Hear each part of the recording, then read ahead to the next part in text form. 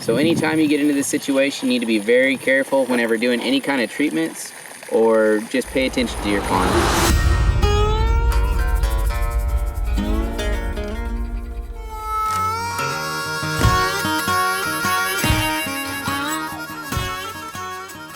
Hey guys, Garrett Lee here, fisheries biologist at Pond King. Today we're at one of our customers' properties up here north of Fort Worth. He's having a little bit of an issue with filamentous algae and some an American pondweed. We've got a mix of cutrine and aquathol that we're going to be applying today to take care of his vegetation issues in about 1 to 2 weeks.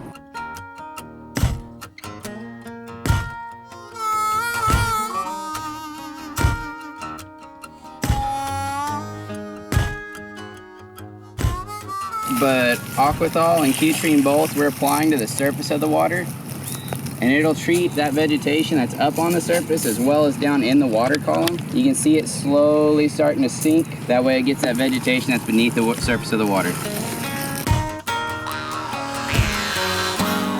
See, on top of the filamentous algae and American pondweed we've got some spike rush growing up as well. We'll come back and treat it with a glyphosate chemical. We like to work our way out of the water. That way we don't treat the stuff that's out of the water and then come back and wash off all the chemicals with our next treatment.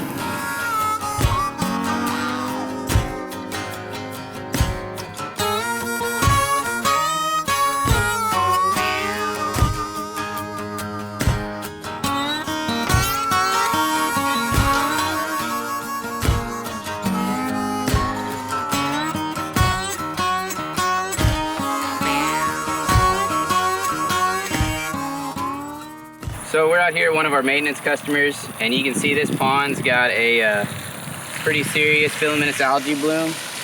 That's because this area of the pond right here is only about a foot to a foot and a half deep. And what that is allowing is so much of that light is able to hit the pond floor, and that allows all of this filamentous algae to sprout up and form these large mats that can cover this entire area. So what we're doing to try to fix this is we're applying some cutrine, which is a copper complex, directly to the mats, along with some of the areas where I can see filamentous algae growing beneath the surface of the water. Filamentous algae isn't growing near as thick, isn't forming all these large mats, and that's because we're in deeper portions where the light doesn't get to the floor of the pond quite as much.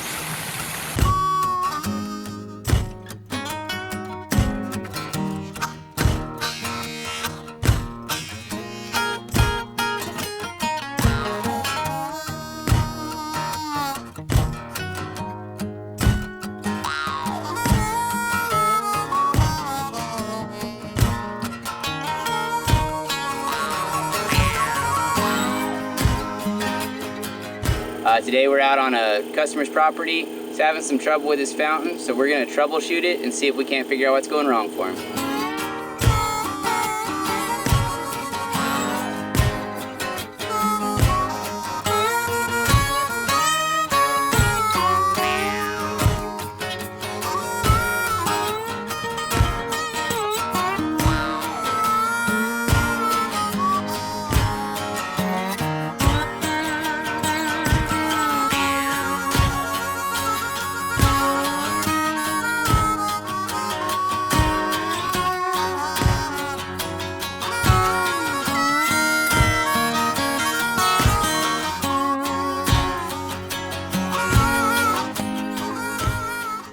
We're out doing maintenance today, and we came across one of our customers' ponds, and it's got a heavy planktonic algae bloom. What that means is that throughout the water column there's a whole bunch of little bitty plant cells suspended through the water.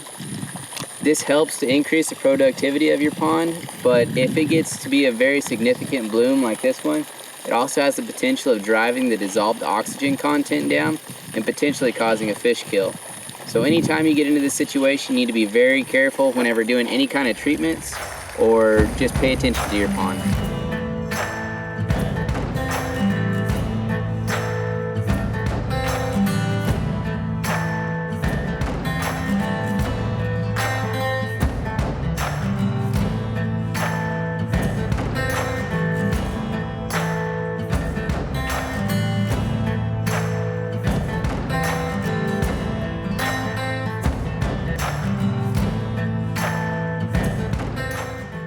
Well guys, we finished up our day of maintenance. Overall went really well. One of the things we did notice today is that water temperatures are getting really hot and we're seeing a lot of planktonic algae. All of this comes together to really reduce the dissolved oxygen levels in your pond. So if I give y'all any tips, if you're doing any kind of maintenance, any kind of vegetation treatment, be sure to be very limited with what you treat. We want to be sure and take care of our fish as best as possible. Do everything we can to prevent an oxygen depletion. See y'all later.